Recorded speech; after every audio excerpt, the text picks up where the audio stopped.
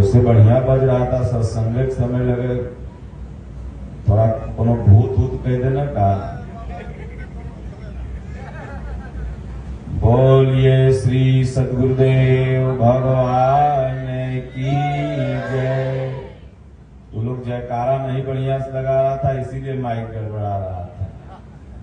फिर से लगाओ, बोलिए श्री सद्गुरुदेव भगवान की जय। राजा रामचंद्र भगवान की जय। बाके बिहारी लाल की जय।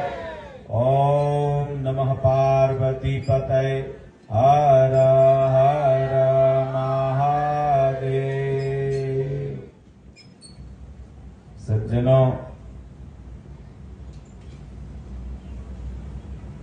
वास्तविक सत्यनारायण व्रत की कथा यही श्रीमद् भगवद गीता पाठ है। और आपके घर में कोई भी मांगलिक उत्सव हो, कोई भी फंक्शन हो, उसमें गीता पाठ आप सब लोगों को कराना चाहिए। जैसे पाल जी अभी अपने बेटवा का बियाह किए, बियाह के बाद बहू लाए, तो भारत में परंपरा है कि जब बहू आती है तो बहू भोज होता है। तो कल इनके यहाँ श्रीमद् भगवद गीता पाठ यथार्थ गीता का 24 घंटे हमारे काशी से जो आचार्य हैं वो आए और रात भर दिन भर पढ़ा। आज सुबेरे समापन हुआ पूर्णाहुति। उसके बाद फिर संत महात्मा आए, सत्संग अब हो रहा है। तो यही सबसे बड़ी पूजा है। अब कितने बियाह करके आते हैं तो वो नाचे वाली नचने वाली को बुलाते हैं। पंडित जी के बुलाए, 1 घंटा में सत्यनारायण व्रत की कथा हुई, लकड़ी लकड़हारे की कहानी, दान दक्षिणा लिए, पंडित जी अपना चल दी और कुछ समझ में नहीं आया। इसलिए कोई भी मांगलिक उत्सव हो तो सत्य है आत्मा नर थे, स्वयं अर्जुन और नारायण स्वयं भगवान कृष्ण थे और उनके मुंह से निर्सित वाणी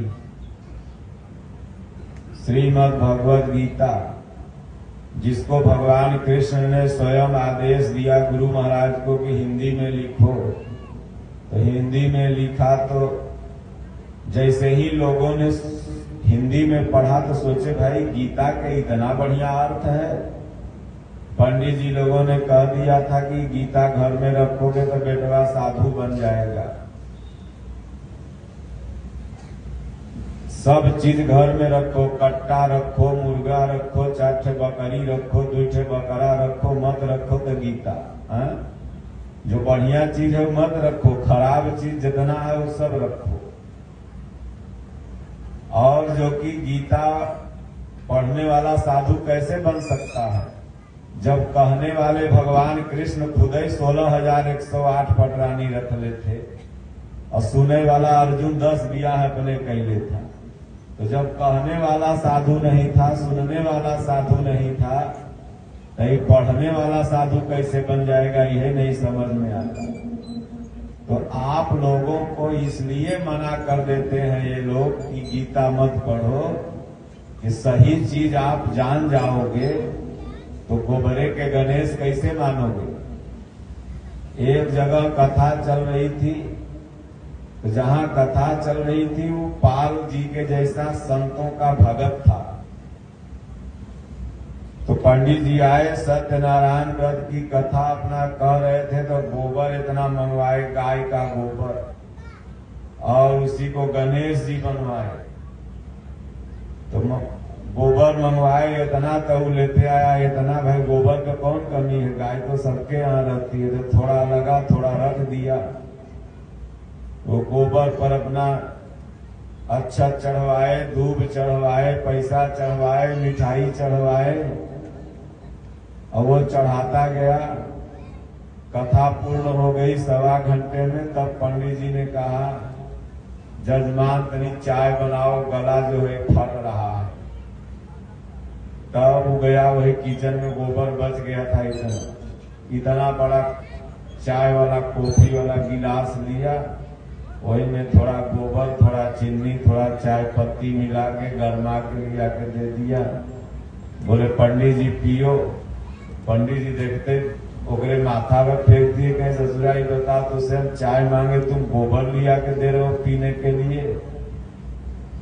बोले देखे हो पंडित जी, 1 घंटा से आपने गोबर को गणेश कहा तो हम मान के दूबो चढ़ाए, पैसों चढ़ाए, साड़ियों चढ़ाए, मिठाइयों चढ़ाए। आपने कहा गणेश जी हैं तो हमने मान के किया ना। तो मैं कह रहा हूं ये चाय है, आप मान के पी लो। जब मानना ही है तो आपके कहने पर हमने इसको गणेश मान लिया, मेरे कहने पर आप इसको चाय मान लो। तो सज्जनों, जो वस्तु जहां है वहां ढूंढोगे तब न भगवान मिलेंगे। तो गीता जब समझ लोगे तो गीता में लिखा है भगवान हृदय में रहते हैं। आई लोग कह रहे हैं रजरप्पा में रहते हैं, विंध्याचल में रहते हैं, काशी में रहते हैं, मथुरा में रहते हैं, वृंदावन में रहते हैं, जो कि भगवान ने 18वें अध्याय में अर्जुन से स्वयं कहा कि अर्जुन जानते हो मैं कहाँ रहता हूँ। तो अर्जुन कहा हाँ जानते हो, जानता हूँ। कुछ दिन मथुरा में रहे, कुछ दिन वृंदावन में रहे, कुछ दिन गोकुल में, कुछ दिन बरसाना में, द्वारिका में। बोला पगला यहाँ मैं रहता ही नहीं हूँ। कह देते कि भाई मैं यहीं रहता हूँ। बोले देख 18वें अध्याय भगवान ने कहा ईश्वर सर्वभूतानां हृदय देशे अर्जुन तिष्ठति भ्राम्यान्य सर्वभूतानि यंत्र रूढ़ानि मायया। मैं सबके हृदय में निवास करता हूँ। अब है हमारे हृदय से भगवान निकल जाए तो सब छुबा सोना कर नहाए पड़ी, साधु जी मर गए, अब पलवा मंगाया है अपना ले जाए, चाहे फेंके चाहे गाड़े। सोचो भगवान थे तो सब गोड़ छुएला बेदम हो गए, गोड़ छू ले, आशीर्वाद लेने भगवान निकल गए। तब भगवान है जैसे कुरकुरे खाते हो, टाफी खाते हो, साड़ी का डब्बा साड़ी पहन लेती हो, डब्बा कितना बढ़िया रहे फेंक देती हो। उसी तरह ही साड़ी का डब्बा है शरीर। जब तक प्रभु अंदर में बैठल है तब तक कोई का काकी हो, कोई का साली हो, कोई का चाची हो, कोई के मौगी हो, कोई के औरत हो, कोई के भौजी हो, कोई के बिटिया हो, कोई के पापा हो, कोई के मम्मी हो। भगवान बैठल है तब तक हो।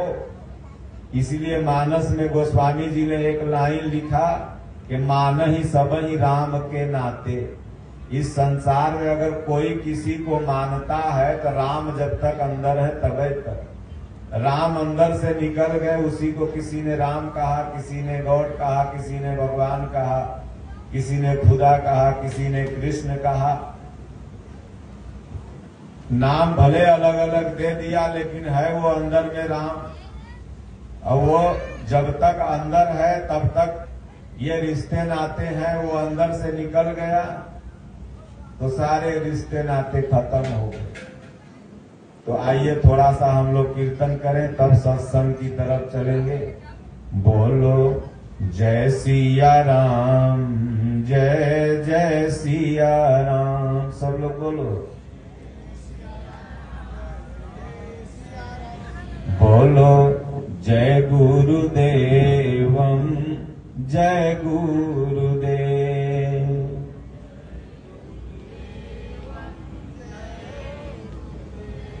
बोलो जय सिया राम, जय जय सिया राम।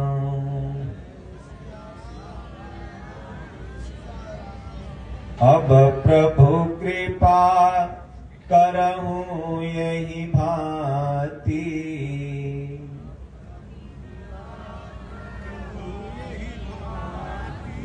सब तजी भजन करहूं दिन राती।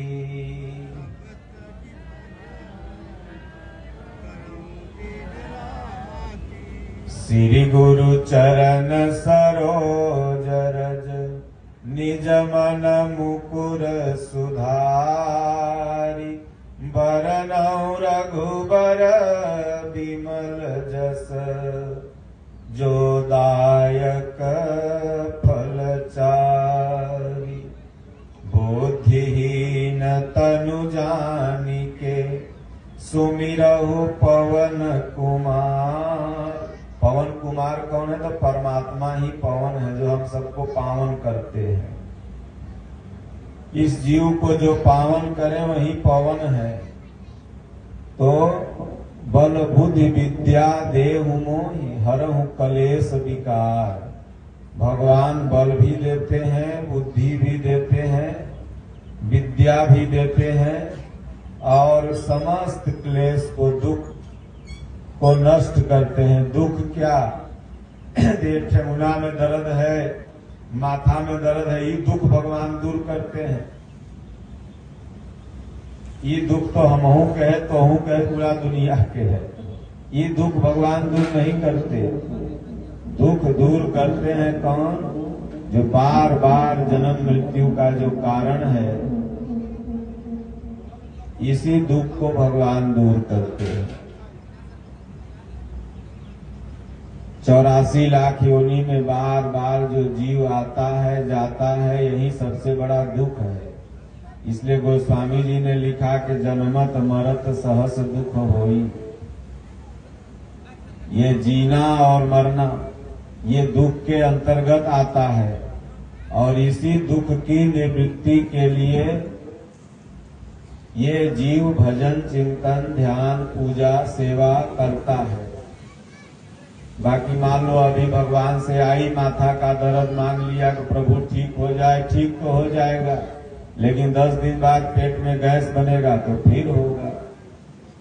इसलिए भगवान से मांगो कि प्रभु जन्म जन्म से जो ये दुख है ये नष्ट हो जाए। तो आज हम ये बताएंगे आप लोगों को कि गुरु और भगवान में क्या अंतर है, क्योंकि गुरु और गोविंद 2 शब्द आया है हमारे शास्त्रों में। आप सब लोगों ने सुना भी होगा कि एक भक्त था और भगवान का आराधना कर रहा था। गुरु महाराज वहीं खड़े थे और तब तक भगवानों आ गए। तो वह असमंजस में हो गया कि भगवान को दंडवत करूं कि गुरु महाराज को पहले दंडवत करूं। गुरु गोविंद दो खड़े काके लागू पाई। जब ये असमंजस में हो गया तो भगवान तो घट घट की जानते हैं ना। भगवान समझ गए कि असमंजस में हो गया तो स्वयं भगवान ने कहा, बलिहारी गुरु आपनो गोविंद दियो बताए। गोविंद कहते हैं जिनकी कृपा से तुम मुझको पाया है ना, पहले उनको प्रणाम करो और उसके बाद फिर तुम मुझे प्रणाम करना। इसलिए 2 शब्द आया, गुरु और गोविंद।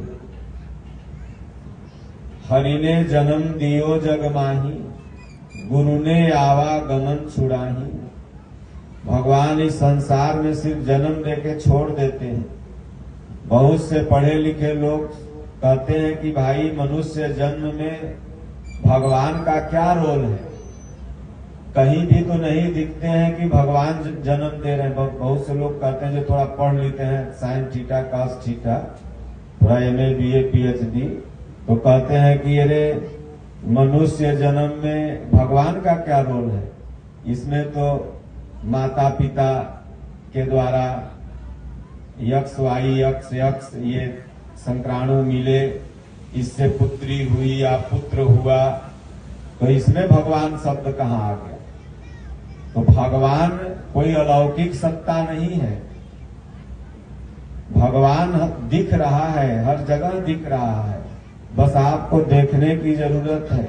भग माने प्रकृति, वान माने संचालक। अब हम सब लोग बैठे, अभी दिन है, थोड़ा देर में रात हो जाएगी तो ये क्या है, ये तो भगवान ने दिख रहे हैं। थोड़ा देर में परिवर्तन हुआ कि नहीं हुआ। ये वृक्ष हरा है, 1 साल बाद हो सकता है सूख जाए। ये भगवान दिख रहे हैं कि क्या दिख रहा है। उन्हीं का भग माने प्रकृतिवान माने संचालक। इस प्रकृति को जो संचालित कर रहा है वो भगवान है। तो स्त्री और पुरुष के अगर संयोग से ही किसी को पुत्र होता तब तो आज तमाम लोग महात्माओं के पास जाते हैं, बोले महाराज आशीर्वाद देते हो, हमको बाल बच्चा नहीं हो रहा है, 10 साल हो गया शादी के, 20 साल हो गया। तो स्वामी जी कहें जाओ धूनाम प्रणाम कर ले, वंश चली घबड़ो मत, तो हो जाता है।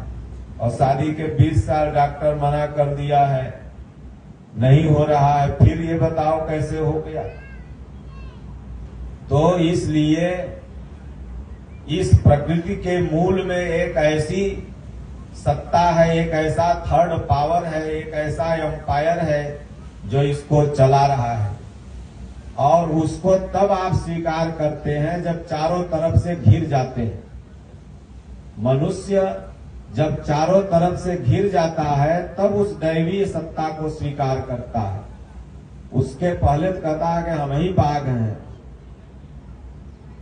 देखो जब परीक्षा में बैठता है तो कहता है हे भगवान पास हो जाए तो बढ़िया रह, और जब पास हो जाएगा हाँ भगवान लिखना है कि हम लिख लिए तब पास कर लिए। ऐसे जितना चौक चौराहे मंदिर मिलेगा, परीक्षा देवे जाएगा तो कहेगा हे बजरंगबली पास हो जाते ये लड्डू चढ़ाई। जब पास होगा तो बजरंगबली की तरफ तकबो करेगा। एक लड़का था वो पेड़ पर चढ़ गया, कभी चढ़ा नहीं था।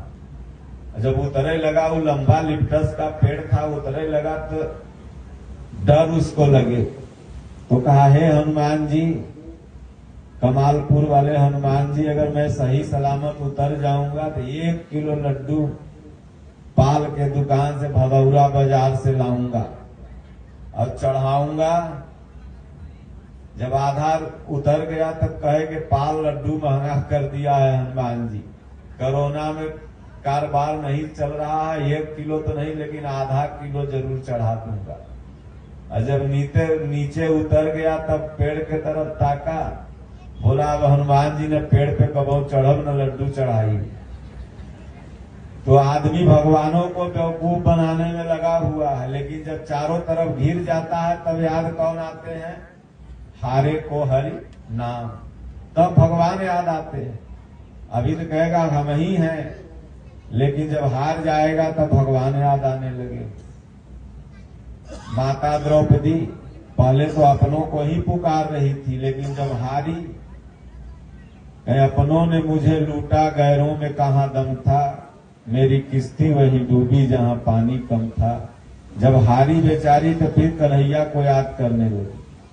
तो इसलिए गुरु और गोविंद, गुरु ने बताया कि ये गोविंद है, लेकिन गोविंद कहते हैं कि नहीं नहीं मैं गोविंद जरूर हूं, लेकिन तुम गुरु की कृपा से मेरे पास पहुंचे हो। गु माने अंधकार, रू माने प्रकाश, जो अंधकार से प्रकाश की तरफ ले जाए, और गोविंद जो इंद्रियों से उपराम, गो माने इंद्रिय, गो गोचर जहां लगी मन जाई, सो सब माया जाने उबाई।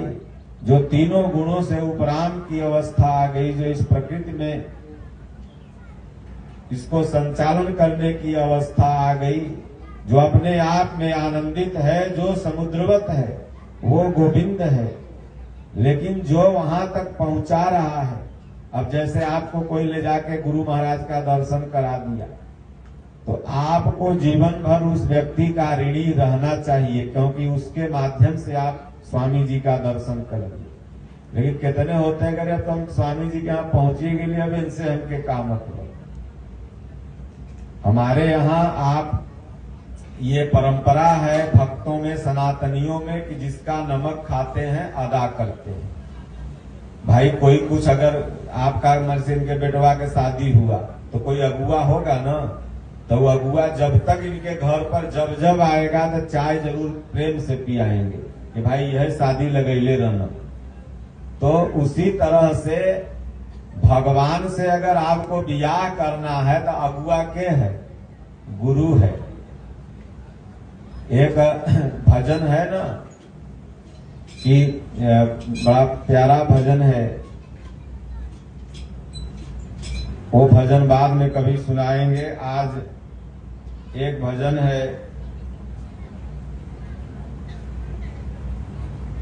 फरियाद मेरी सुन के गुरुदेव चले आना।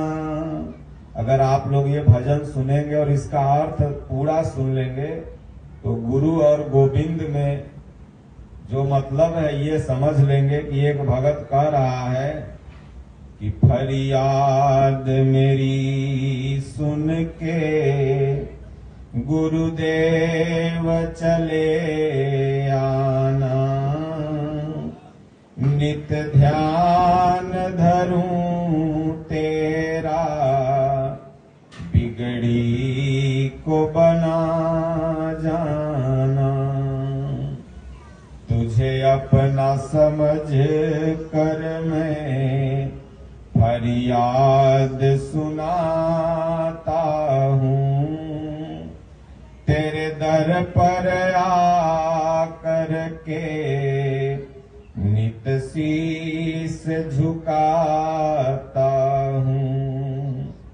क्यों भूल गए भगवन मुझे समझ के बेगाना। मेरी नाव भंवर डोले तुम ही तो खेवैया हो। जग के रखवाले तुम ही तो कन्हैया हो।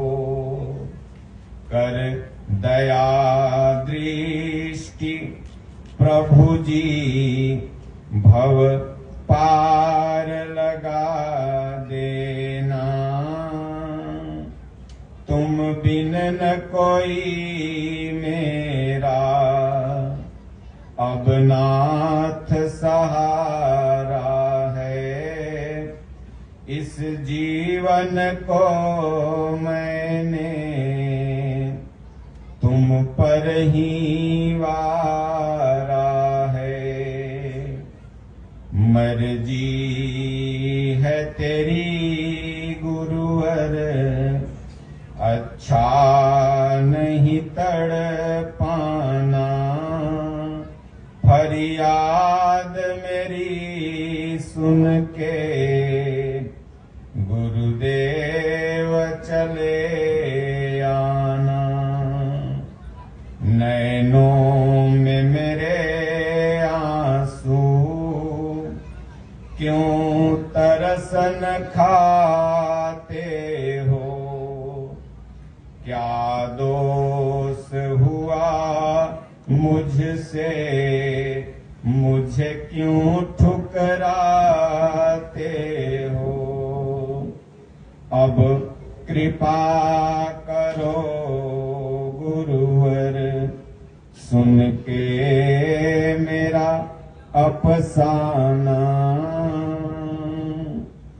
गुरुदेव कृपा करके मुझको ही अपनाना।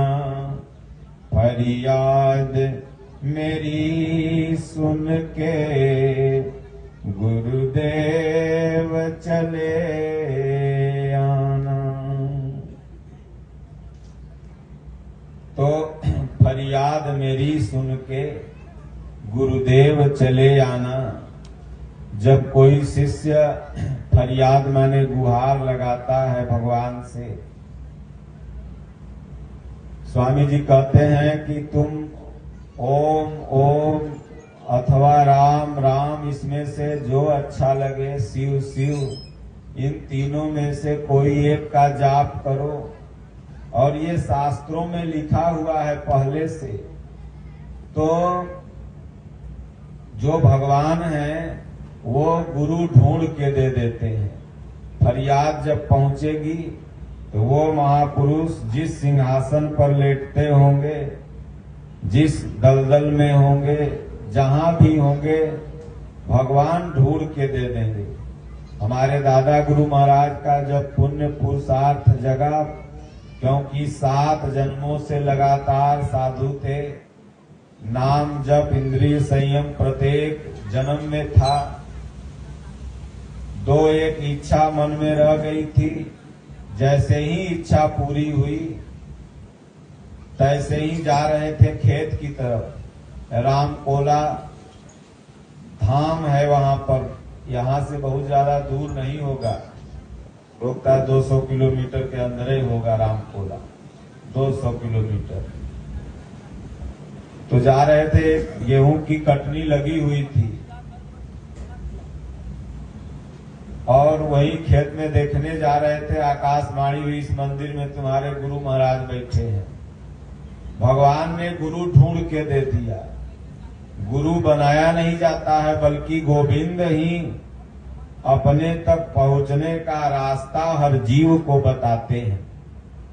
अगर भगवान न चाहें तो उनके तक कोई भी पहुंच ही नहीं सकता।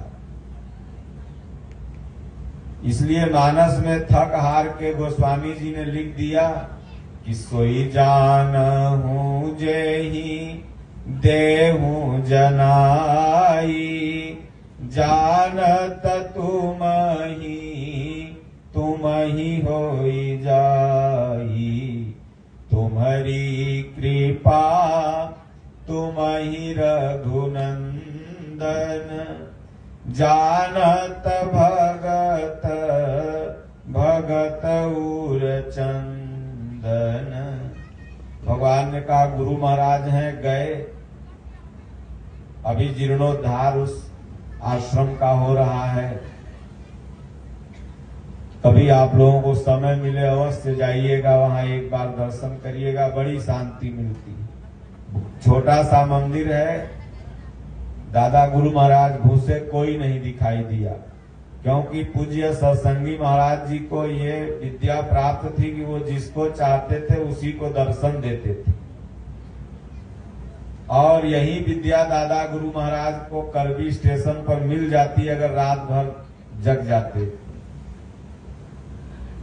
तो स्वामी जी से कभी कभी दादा गुरु महाराज चित्रकूट में कहते थे कि हो अगर मैं रात भर जग जाता तो मैं जिसको चाहता उसी को दर्शन देता, नहीं तो ऐसे बैठे रहते, कोई हमको देख नहीं पाता। अब सोचिए 10 बाई 10 नहीं 5 बाई 5 का शिव मंदिर है और उसी में गोड़ फैला के सत्संगी महाराज बैठे हुए थे। वो गुफा में बैठते थे और नहीं तो वो शिव मंदिर में बैठते थे, लेकिन नहीं दिखे। मन में शंका हुई कोई भूत कर दिया है क्या, प्रेत कर दिया है क्या। ये भूत प्रेत होते नहीं है, हम तो मजाक में शुरू में बोले थे। ये भूत प्रेत वगैरह कुछ भी, डाइन टोना जादू ये सब कुछ भी नहीं होता।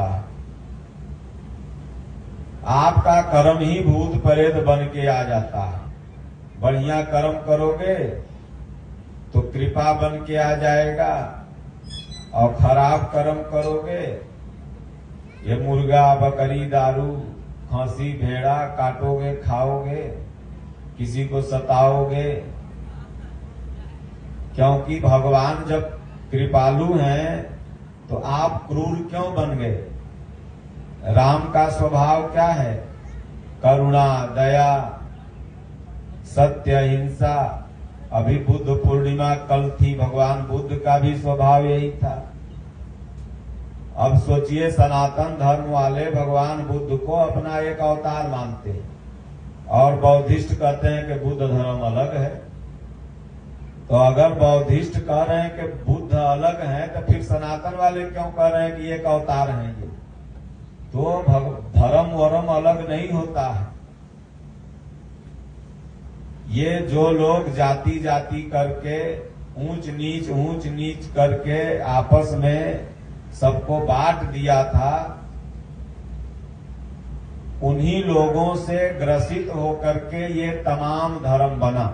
हिंदुओं की विचारधाराओं से जो व्यवसायी लोग थे, जो धर्मजीवी जिनको हम बोलते हैं, वो धर्म गुरु नहीं बल्कि धर्मजीवी हैं। ये बड़े बड़े जितने कथावाचक हैं, ये सब क्या है? ये धर्मजीवी हैं। इनका धर्म जीविका है। आप इनके पंडाल में जाइएगा तो जैसे ही गेट पर हिलिएगा तो तैसे ही वहां पर एक बहुत बड़ा सा पंडाल लगा होगा, जिसमें गौशाला शुल्क, लड़की के ब्याह शुल्क, सदस्यता शुल्क मतलब जमा करो, और उसके बाद 10 बाई 10 के दान पेटी लगल होगी। हमारे गुरु महाराज के आश्रम में जाओ, एको दान पेटी है कहीं लगल? कहीं सदस्यता शुल्क लगल है? कोई आधार कार्ड मांगता है? और तो वहां तो धर्म रोजगार है नहीं, इसलिए वहां कोई नहीं मांगता।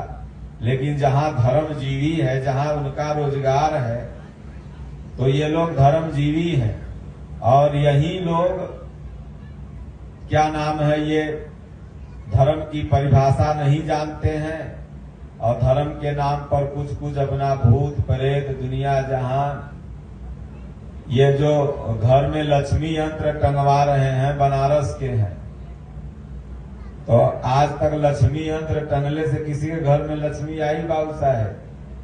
लेकिन उनके घर में आ गई जो टंगवा रहे थे। 40 ठे मकान दिल्ली में हो गया, 10 ठे बनारस में।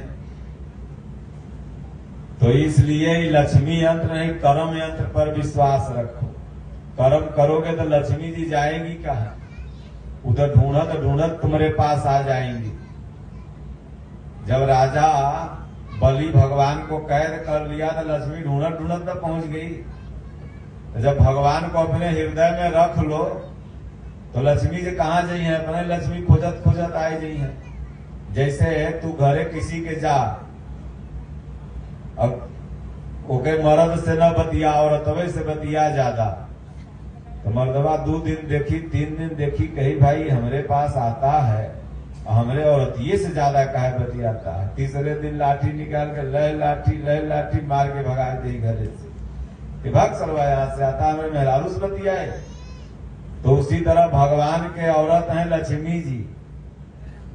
भगवान से काम यहाँ हम सबको कम है, लक्ष्मी जी से ज्यादा। तो लक्ष्मी के सवारी है उल्लू। क्या है? उल्लू। जब लक्ष्मी ज्यादा आ जाएंगी तो दिमाग कर देगा उल्लू, तब तुमको भगवान के कथा सुहावन नहीं लगेगी। तब लगेगा कि अब शाम हो रहा है, चले भदौरा ना तो देसी दुकान बंद हो जाए। तो वो देसी दुकान बढ़िया लगे लगी, क्योंकि सवारी उल्लू है ना, दिमाग हो गया उल्लू। अब भगवान के सवारी क्या है? गरुड़ जी। तो ज्ञान ही गरुड़ है। जब भगवान का भजन करोगे, राम राम ओम ओम जपोगे, तब जब जैसे ही शाम होगा तब आएगा कि पुजारी जी के चलो हनुमान जी के मंदिर में आरती होने वाली होगी, हमहू चले तनी झाड़ू मार देंगे, तनी पोछा मार देंगे और हमहू आरती कर लेंगे। तब वो आरती याद आएगी, क्योंकि सवारी भगवान बन गए ना। तो इसलिए फरियाद मेरी सुनकर गुरुदेव चले आना। ये जीव भगवान से फरियाद करता है। ये जिनकी धर्म जीविका है वो सत्य चीजें समाज को कभी नहीं बता सकते।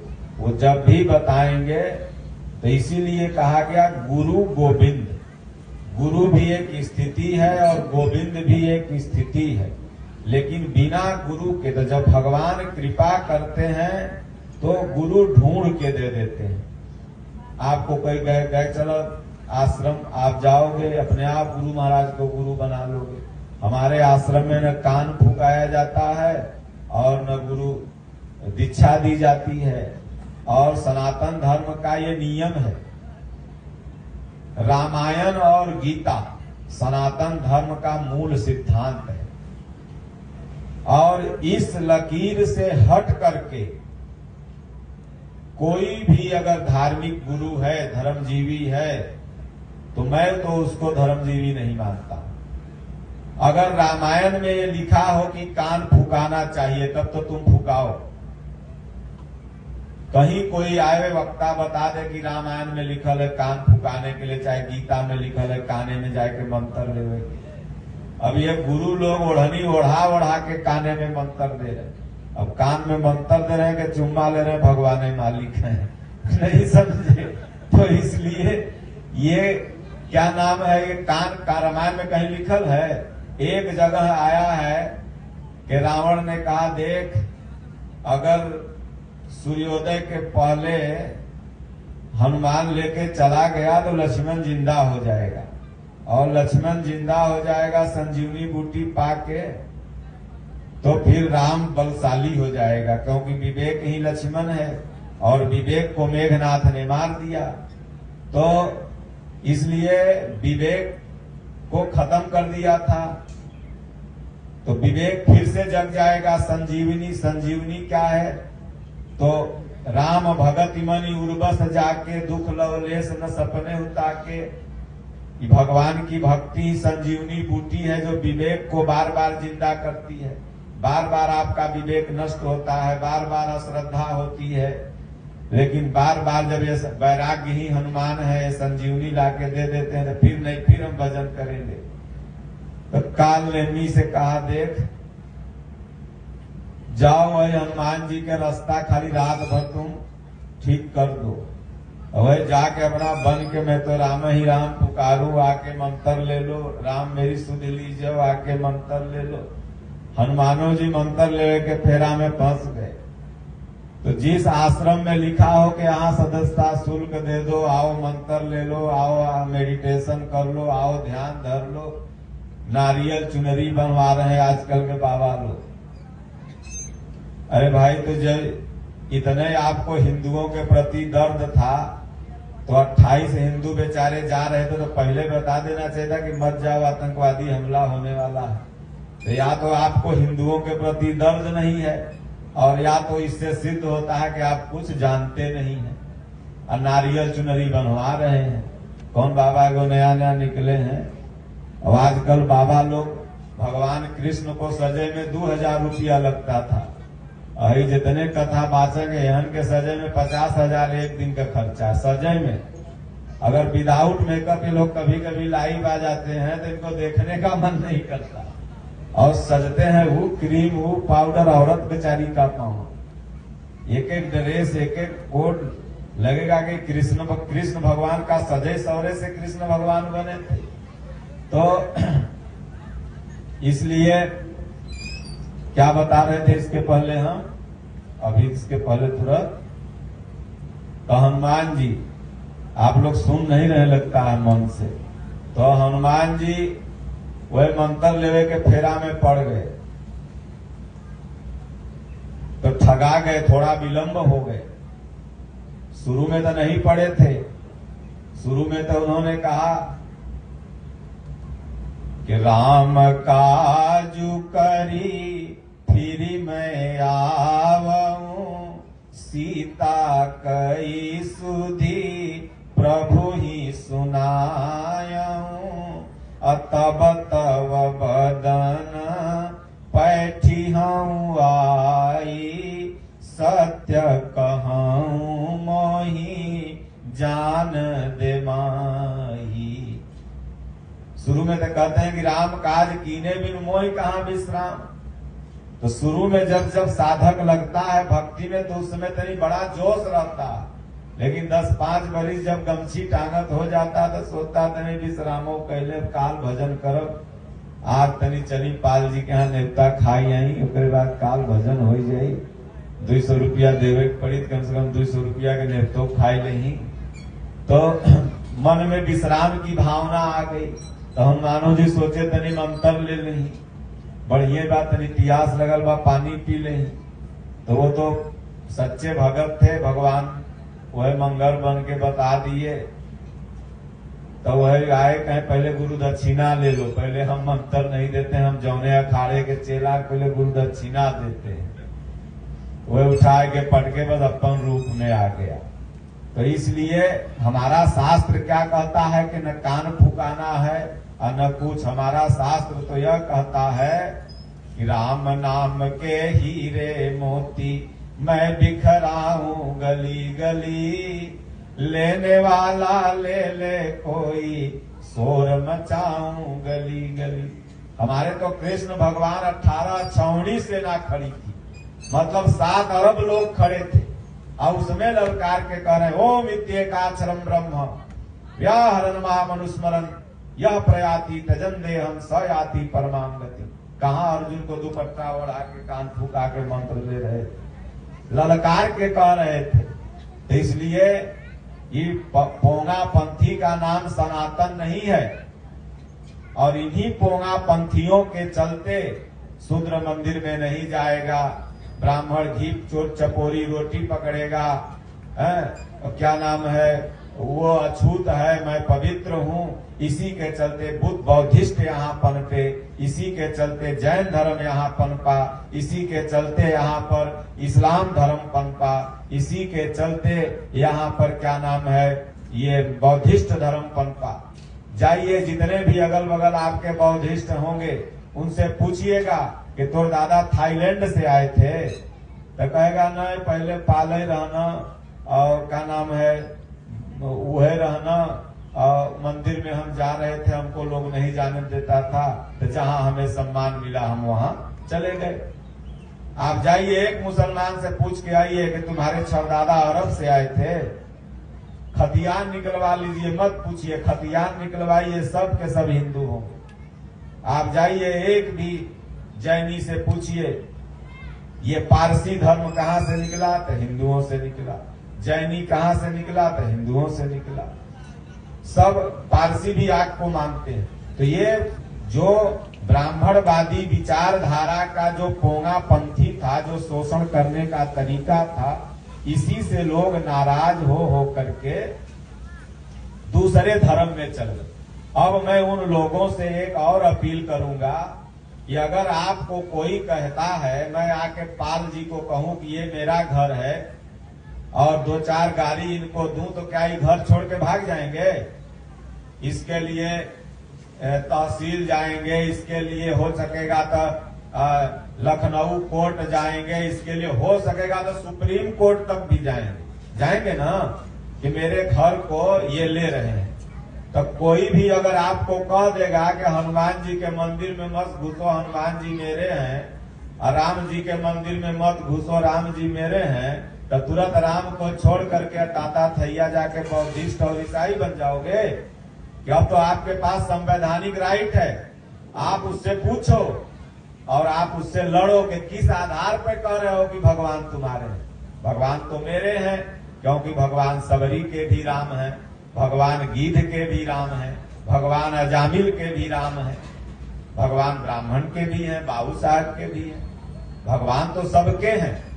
तो रामायण कहेगा सब हम पढ़ते हैं, लेकिन रामायण के एको दोहा चौपाई का पालन नहीं करेगा। अगर तुम रामायण पढ़ते हो और राम को मानते हो, तब उसी रामायण में लिखा हुआ है कि बड़े भाग्य मानुष तन पावा, असुर दुर्लभ सब ग्रंथ ही गावा। क्या कहे? बड़े भाग्य पाल जी तन पावा, बड़े भाग्य राजपूत तन पावा, बड़े भाग्य भूमिहार तन पावा, बड़े भाग्य यादव तन पावा। क्या लिखे गोस्वामी जी? बड़े भाग्य मानुष तन पावा, यानी हम सब मनुष्य हैं, मानव हैं। यही तो भगवान कृष्ण भी कह रहे हैं ममैव वांसो जीव लोके। आगे भगवान राम क्या कहते हैं? तो या तो आप राम को नहीं मानते, या तो आप रामायण को नहीं मानते, या तो आप राम और रामायण के नाम पर अपनी विचारधारा थोप रहे हैं। और अगर मान रहे हैं तो फिर आपको किसी को अछूत क्यों कहते हैं? किसी का 500 रुपया का नोट नहीं छुआया हुआ है, वो बेचारा अगर गरीब है 2 रोटी बना के दे रहा है, तो उसमें तुमको दोष लग गया?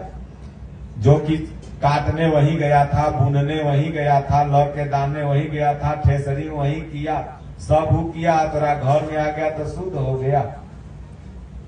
रामायण की एक लाइन में कहते हैं बाबा तुलसी, भगवान राम से कहवाते हैं कि भगवान राम कह रहे हैं कि सब मम प्रिय सब मम उपजाए, असबते अधिक मनुज मोहि भाई।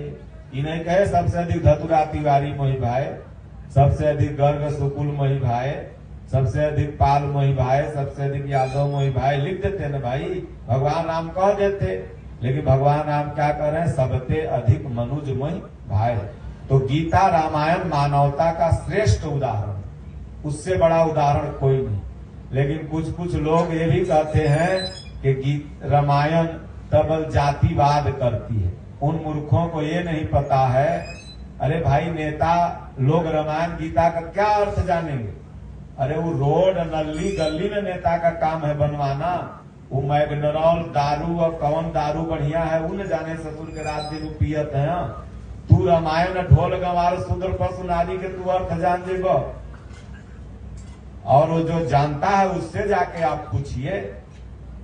हाँ, निसंदेह इन चौपाइयों और दोहों के नाम पर एक बहुत बड़े वर्ग से शोषण किया गया है, इसे नहीं नकारा जा सकता। लेकिन इसका अर्थ तुम्हें नहीं पता है, और इसको अर्थ को न जानने के चलते तुम गोस्वामी जी पर आरोप लगा दो कि गोस्वामी जी जाति धर्म के पक्षधर थे। तो गोस्वामी जी अगर जातिवाद के पक्षधर होते तो लिख देते कि बड़े भाग्य डूबे तन पावा, क्योंकि स्वयं डूबे परिवार में जन्मे हुए थे। लेकिन इतना बड़ा संत वो लिखता है कि बड़े भाग्य मानुष तन पावा, और उसी मानवता के पक्षधर होने के चलते जिस गोस्वामी तुलसीदास जी को लोग सुबह सुबह देखना नहीं चाहता था, आज हर घर में लाल कपड़ा में अगर हिंदू होगा, सनातनी होगा, तो एक रामायण जरूर रखी होगी। सोचिए, जो सुबह में भगा देता था आज सबके घर में है। इसलिए गोस्वामी जी ने कहा कि मेरे पास कुछ नहीं, तुलसी तुलसी सब कहे, तुलसी बन की घास, कृपा हुई रघुवीर की, बन गए तुलसीदास। तो इसलिए रामायण और गीता ही सनातन धर्म का मूल बिंदु है। इसलिए भगवान वेदव्यास ने गीता को कहा कि मैंने सारे ग्रंथों की रचना की, लिखने पढ़ने की परंपरा वेदव्यास ने प्रारंभ की, लेकिन वो कह दिए कि मैं जितना भी लिख रहा हूं ये निरर्थक है। इसे मनुष्य केवल सामाजिक आर्थिक दृष्टिकोण से, राजनीतिक दृष्टिकोण से पढ़ सकता है। जैसे 4 वेद जो उन्होंने लिखा, जो शास्त्र उन्होंने ये लिखा, जो पुराण लिखा, उसको केवल उन्होंने कहा कि आप सामाजिक दृष्टिकोण से पढ़ सकते हैं। ये जितने भी वेद हैं वो सूत्र हैं, कोई समाजशास्त्र का सूत्र है, तो कोई आयुर्वेद का सूत्र है, तो कोई किसी चीज का, किसी में पूरा ये वैज्ञानिकल चीजें बताई गई हैं। लेकिन उन्होंने कहा कि अगर मानव अपना परम कल्याण चाहता है तो इति गुह्यतमं शास्त्रम इद मुक्तम मया नघ।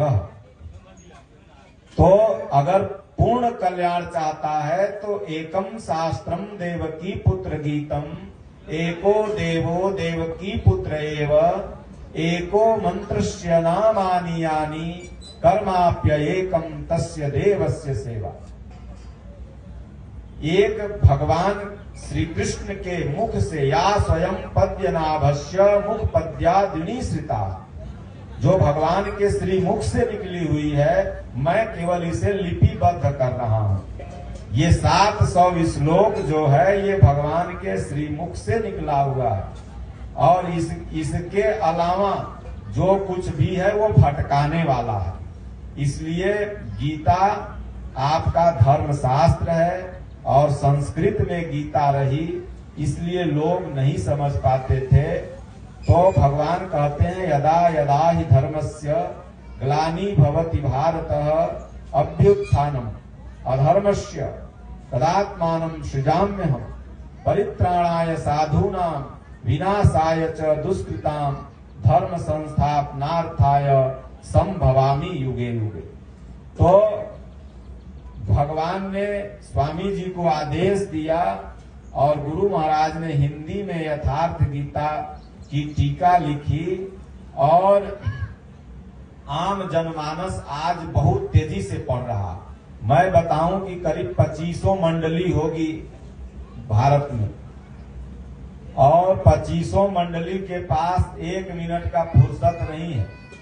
अभी ये जो मंडली आई यहाँ से गई है जौनपुर, वहां पाठ करेगी, फिर कल लोग का कहीं और है, और एक एक मंडली के पास एक एक दिन 4-4 गीता पाठ है। गोस्वामी तुलसीदास जी की जो रामायण थी, उनके जीवन काल में घर घर नहीं गाई जा रही थी।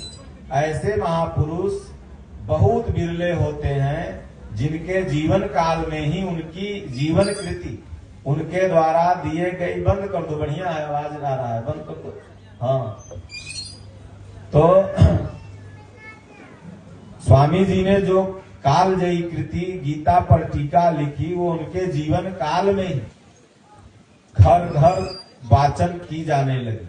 महापुरुष का अनेकों लक्षण होता है, उसमें एक लक्षण यह भी है कि महापुरुष के जीवन काल में ही उनके बताए हुए उपदेश पर, और ऐसे महापुरुष कम होते हैं। कहा गया है कि साधु जब मर जाते हैं तो उनके चौरी पर 4 पूरी सब चढ़ा हुआ है, लेकिन जिंदा जो चढ़वाले वो सबसे बड़ा महासाधु है। तो इसलिए कबीर साहब वगैरह थे, तमाम महापुरुष हुए जिनके जीवन काल में उनकी कृतियों का कोई गुणगान नहीं हुआ। आज कबीर साहब के दोहे सब पढ़ रहे हैं, अलग बात है, लेकिन उनके जीवन काल में कोई नहीं पढ़ रहा था। तो कृष्ण भगवान जब गीता का उपदेश दिया और बहुत उसके बाद तक वो रहे, और उनके रहने तक में गीता का खूब, उस समय गीता पर ही पूरी दुनिया चल रही थी, गीता के सिद्धांत पर। गुरु महाराज ने यथार्थ गीता में लिखा है कि चले जाने के बाद, भगवान कृष्ण के महापुरुषों के चले जाने के बाद रूढ़ियां फिर आ जाती। तो या तो कृष्ण भगवान और या तो अभी जो गुरु महाराज की स्थिति है, और ऐसे तमाम और कई महापुरुष हुए जिनकी कृतियां जीवन काल में ही घर घर गाई जाने लगी। तो गीता, मेरे कहने का तात्पर्य इतना है कि आप लोग गीता पढ़ें, और किसी को गिफ्ट अगर देना हो तो ये बुकेट वगैरह से बढ़िया है आप गीता दें। आप अगर यथार्थ गीता फ्री मंगाना चाहते हैं तो गूगल पर खाली बोलिए, वेबसाइट खुल जाएगी, अपना नाम, एड्रेस, पता, मोबाइल नंबर डाल दीजिए। 7 डे से 15 दिन के अंदर आपके दिए हुए पते पर बिल्कुल निःशुल्क, यहाँ तक कि स्वामी जी का ट्रस्ट डिलीवरी चार्ज भी देता है, जो पोस्ट ऑफिस चार्ज आता है वो ट्रस्ट देता है, आपके घर पर चली जाएगी। या तो आपके नजदीक में आश्रम हो, आजमगढ़ में कई आश्रम हैं, अगल बगल 1-2 आश्रम यहाँ 13-14 किलोमीटर के रेंज में है। एक जगह विजय बाबा जी रहते हैं, एक जगह कमलेश बाबा रहते हैं। अगर आप वहां जाते हो तो वहां से बिल्कुल निःशुल्क गीता प्राप्त कर सकते हैं। तो उसे लोगों को दें, बताएं। भगवान ने कहा, और एक आश्रम और है यहाँ, क्या नाम है वो, जहाँ फक्कड़ महाराज रहते हैं, बहिराबीर, वो बहुत पुराना आश्रम है और बड़ी शांति वहाँ मिलती है। बहुत आजमगढ़ में एक बार हम वहाँ गए हैं, और आजमगढ़ में स्वामी जी के जौनपुर जिला के बाद दूसरा स्थान है। आजमगढ़ में बहुत भक्त हैं महाराज जी के। तो ये अगर आप भगवान की वाणी का प्रचार कर रहे हैं तो भगवान का सबसे बड़ा कार्य आप कर रहे हैं। भगवान कहते हैं कि इससे बड़ा कोई कार्य नहीं है कि जो मेरे भक्तों में मेरा गुणगान कर रहा है। और इसको गोस्वामी जी ने मानस में कहा भी है कि प्रथम भगति संतन कर संगा, दूसरी रति मम कथा प्रसंगा। भगवान के कथा प्रसंग में प्रेम हो, गुरुपद पंकज सेवा, तीसरी भगति अमान, और चौथी भगति मम गुणगन करे कपट तज गान। जहां बैठो कपट का परित्याग करके, नेता मंत्री का चर्चा छोड़ के भगवान की चर्चा 10 मिनट करो। नेता मंत्री क्या देगा, नेता सिर्फ लेता होता है, देता कुछ नहीं। वो खाली जब वोट आई तो 10 बार गोड़ गिरी, उसके बाद कोई मतलब नहीं। तो जहां आप बैठो 4 आदमी, एक बार चीन का एक विद्वान आया भारत में, लौट के गया चीन, तो चीन वाले पूछे कि चीन और भारत में क्या अंतर है। तो उसने कहा चीन और भारत में एक ही अंतर है कि भारत में जब 4 आदमी एक जगह होते हैं तो भगवान की चर्चा करते हैं। राम ने ये कहा है, रामायण में लिखा है। आज मैं सत्संग में गया था तो वहां महात्मा जी ने ये एक अच्छी चीज बताई, उसको फॉलो करना चाहिए। और चीन में ये अंतर है कि जहां 4 लोग बैठते हैं वहां नेता की चर्चा करते हैं। भारत को लोग हिंदू राष्ट्र बनाने में लगे हुए हैं। भारत कहियो हिंदू राष्ट्र नहीं रहा है। दुनिया भारत के लोग या कुछ तथाकथित धर्मगुरु कहते हैं कि भारत हिंदू राष्ट्र बन जाए, लेकिन हमारे गुरु महाराज कहते हैं कि भारत हिंदू राष्ट्र नहीं बने, बल्कि भारत विश्व गुरु बन जाए। भारत विश्व गुरु है। ये सभी संप्रदायों का गुरु है। सभी संप्रदाय प्रत्यक्ष रूप या अप्रत्यक्ष रूप से सनातन धर्म की ही शाखा है। यह इस्लाम धर्म जो 1400 वर्ष पहले नहीं था, बौद्ध धर्म कुछ 100 वर्ष पहले नहीं था, 2500 वर्ष पहले नहीं था, जैन धर्म लगभग वही बुद्ध और जैन ये दोनों समकालीन थे, ये नहीं था उतने वर्ष पहले, लेकिन सनातन धर्म करोड़ों वर्ष पहले था। कोई कहता है कि बिजली का आविष्कार भारत ने नहीं किया, बल्कि भारत को रूस ने दिया। हम कह रहे तुम लोग पागल हो क्या, कभी भारत में बिजली नहीं थी? रूस पहले वो पंप नहीं लगा रहा था आके आजादी के बाद। अरे भारत में तो दामिनी शब्द का उपयोग रामायण में भी आया है, चमकना, और चमकना तो बिजली के ही अंतर्गत में आता है। तो यहाँ पहले लाइन से बिजली नहीं, भगवान कृष्ण वहीं मार दिए, वहीं समरसेबुल चल गया और घोड़ा पानी पी लिया। सुने ना महाभारत में, बांध से बोर हो गया। तो क्या उस समय भारत में बोर नहीं था? इससे ज्यादा बड़ी टेक्नोलॉजी उस समय भारत में थी। मंत्र से अजोर हो जाता था। दीपक जलाना बिजली के ही अंतर्गत तो आता है। राज प्रणाली में मसाल जलाया जाता था। तो कुछ लोग कहते हैं कि भारत की खोज कोलंबस इत्यादि तमाम इतिहासकार है, उसने व्यापारी बन के आया तो कैसे कैसे किया। हम कहीं कई 100 साल पहले था ये जो व्यापारी आया था, और भगवान राम 9,80,860 वर्ष पहले, भगवान कृष्ण 6,000 वर्ष पहले, भगवान शिव 1 करोड़ वर्ष पहले। तो ये जो पुष्यमित्र शुंग काल से जो, और उसके बाद इधर इतिहास में छेड़छाड़ करके आपके बच्चों को भारतीय इतिहास के प्रति निगेटिविटी डाला गया। अर्जुन का भी एक नाम भारत था, और शकुंतला पुत्र दुष्यंत का भी एक नाम भारत था। तो भरत से भारत, तो भारत अपने आप में विश्व गुरु रहा है सदैव पूरी दुनिया को। अब सोचिए कि स्वामी विवेकानंद जी जब विदेश जाते हैं तो अमेरिका आज नहीं, स्वामी विवेकानंद जी के समय में ही भाई और बहन का रिश्ता भूल चुका था। और वहां कोई भी स्पिरिचुअल आता था स्पीच करने के लिए तो लेडीज एंड जेंटलमैन करके चालू करता था अपने संबोधन को।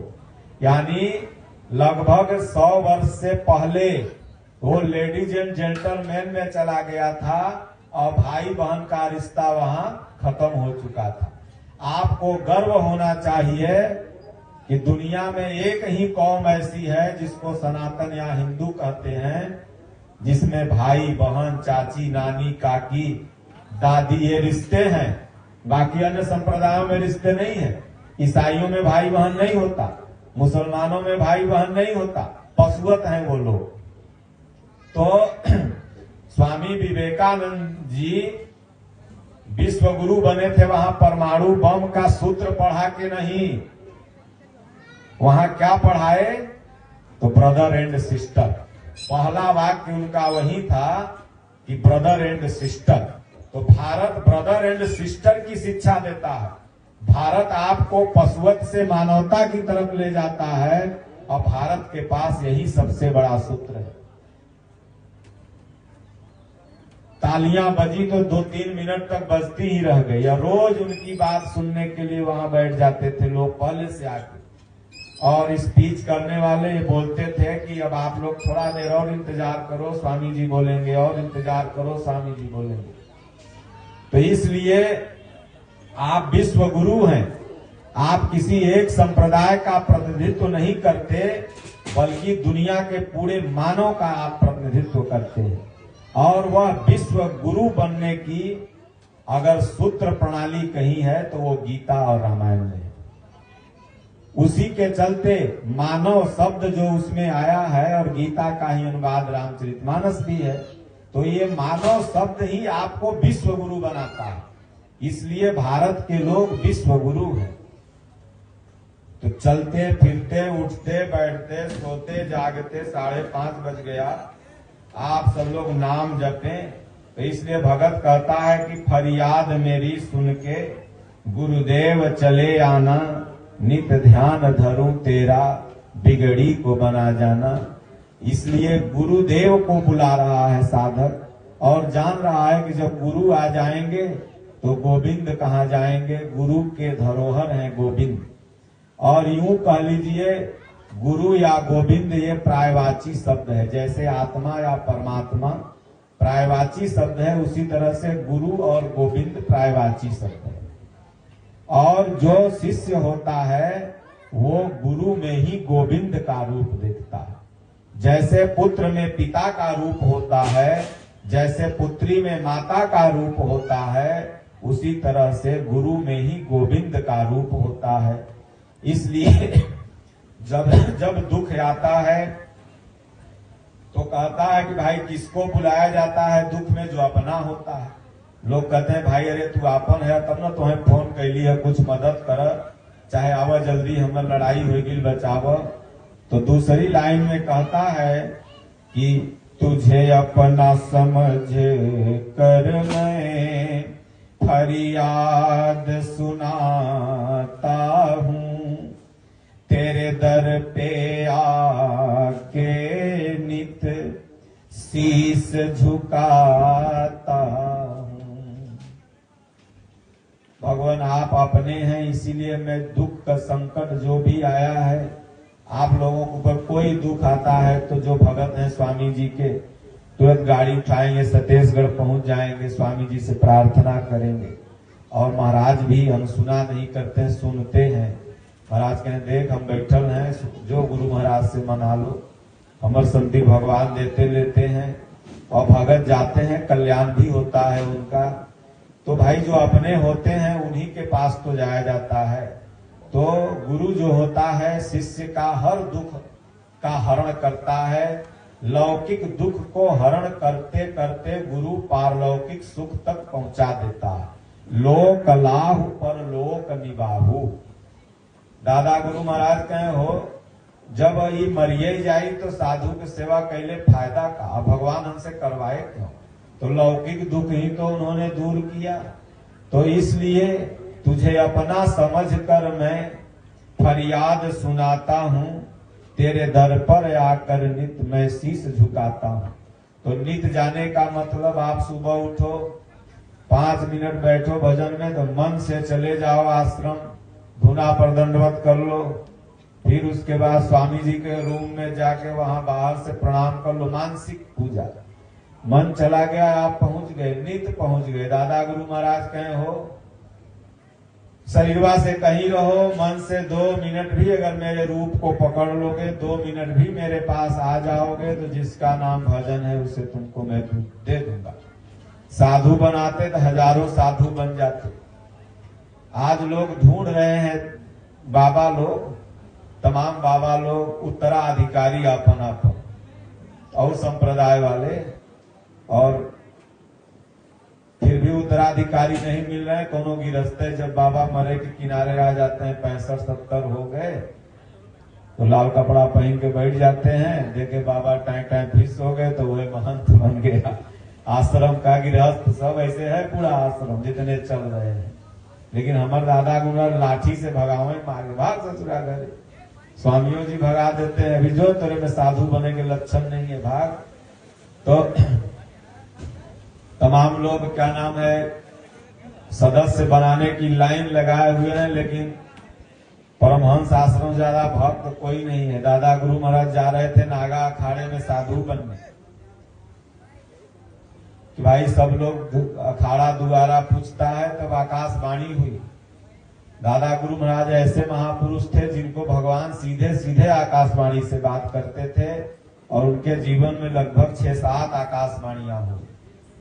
तो बोले तू कहाँ जा रहे हो? पोंगा पंथियों में शामिल होने। ये नहाने ध्यान नहाने और भभूति लगाने को ही बस भक्ति मानते हैं।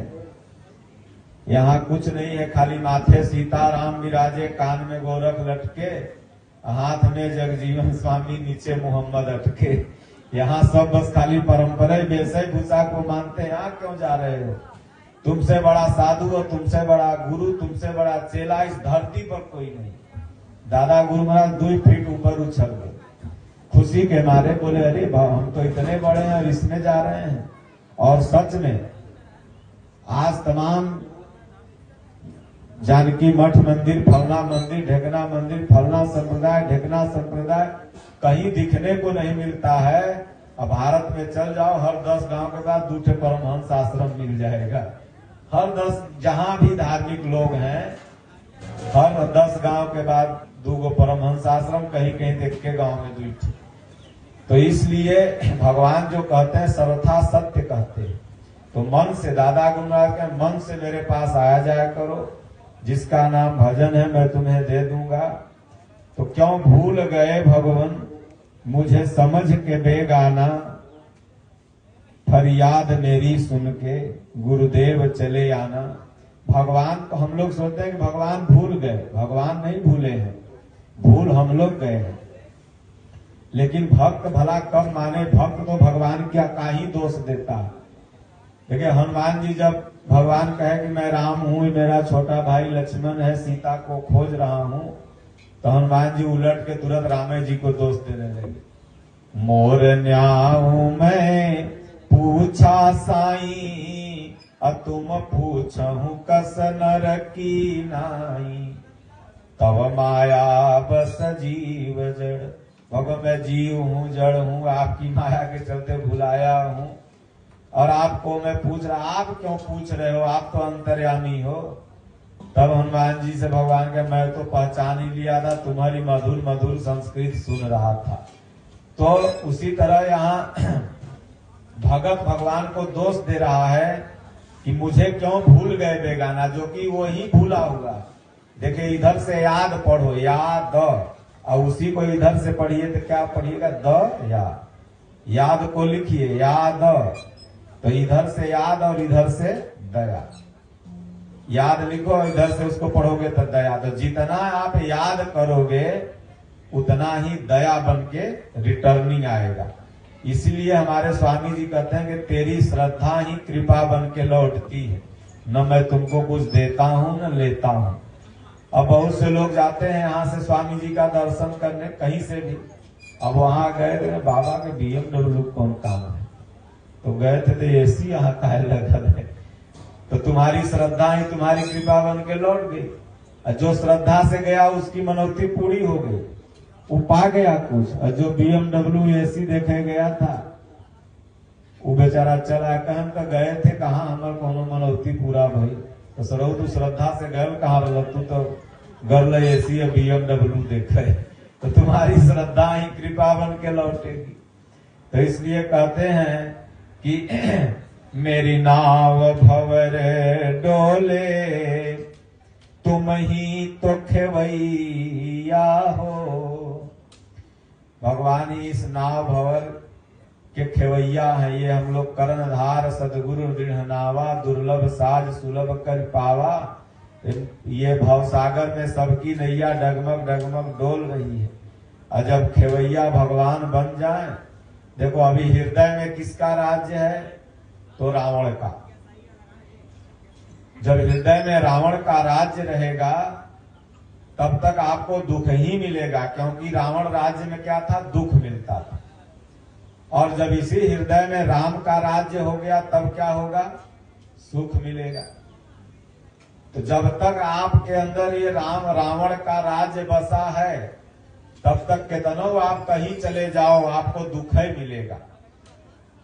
और राम राज्य में नहीं को दुखी न लक्षण ही न, कहें के तीनों ताप नहीं राम राज में व्यापता था। राम राज काहू नहीं व्यापा, दैहिक दैविक भौतिक तापा, राम राज काहू नहीं व्यापा। तो जब हृदय में राम का राज्य आ जाएगा तो ये तीनों गुण से जो दुख उत्पन्न होते हैं ये आपको आभास नहीं कर सकते। दादा गुरु महाराज से स्वामी जी पूछते थे, महाराज इतनी कड़ाके की ठंड और आपको पता नहीं चलता था?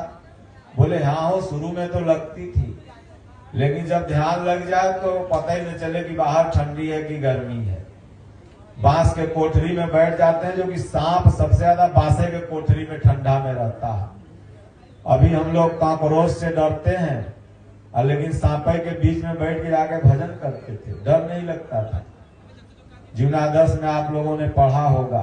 तो जब राम जी का राज्य आ गया तो दैहिक दैविक भौतिक तापा, राम राज काहू नहीं व्यापा, फिर वो नहीं दुख समझ में आएगा।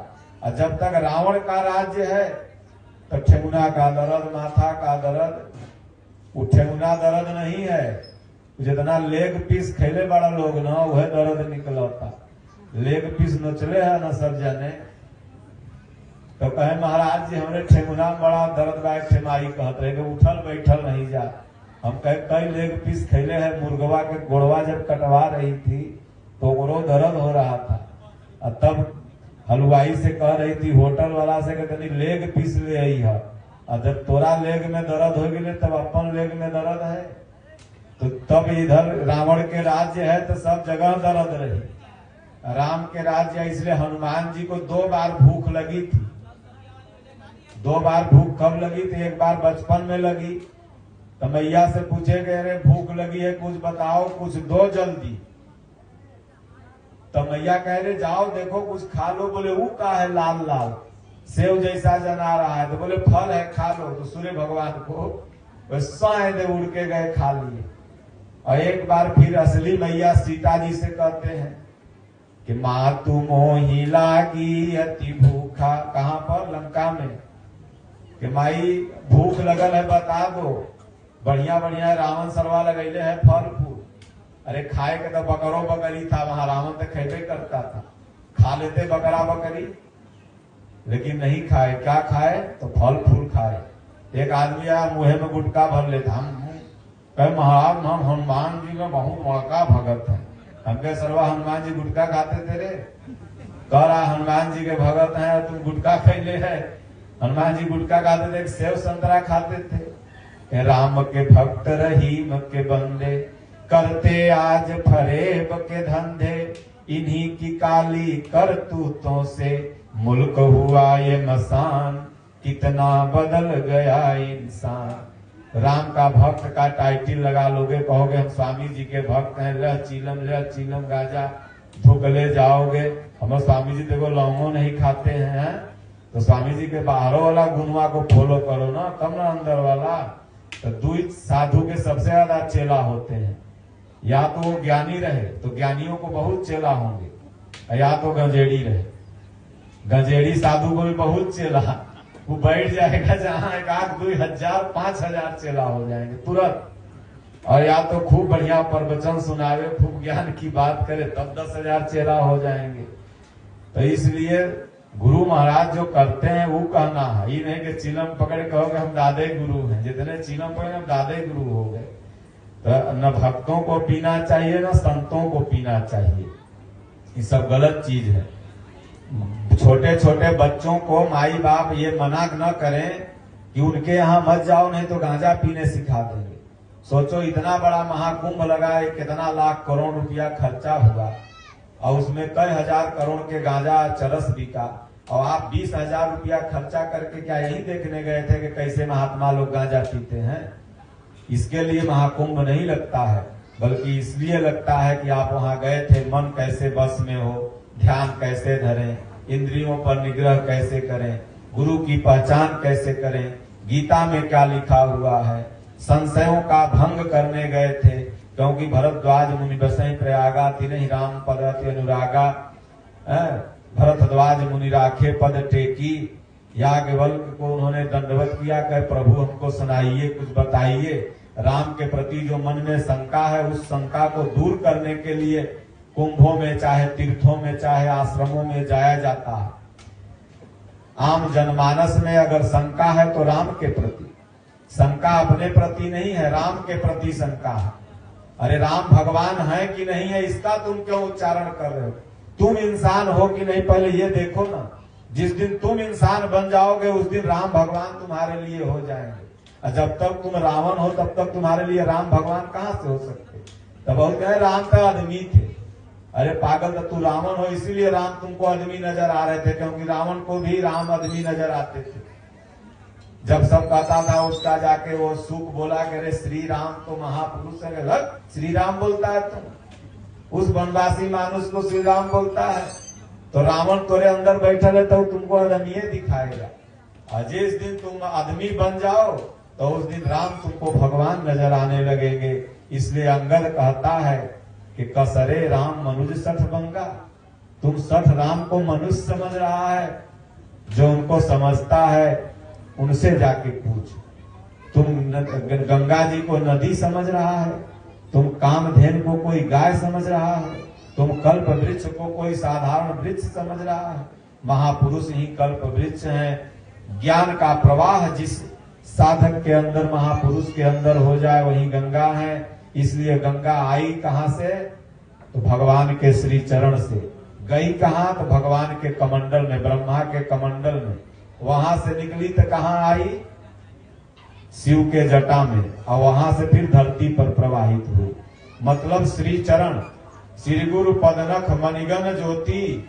जब गुरु महाराज का चरण ध्यान धरने लगोगे तब ज्ञान की उत्पत्ति होगी। तो आएगी उत्पत्ति कहां? कर्म रूपी कमंडल में।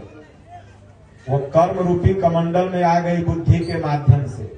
लेकिन फिर भी अभी वो कल्याण नहीं कर सकती। कल्याण कब करेगी?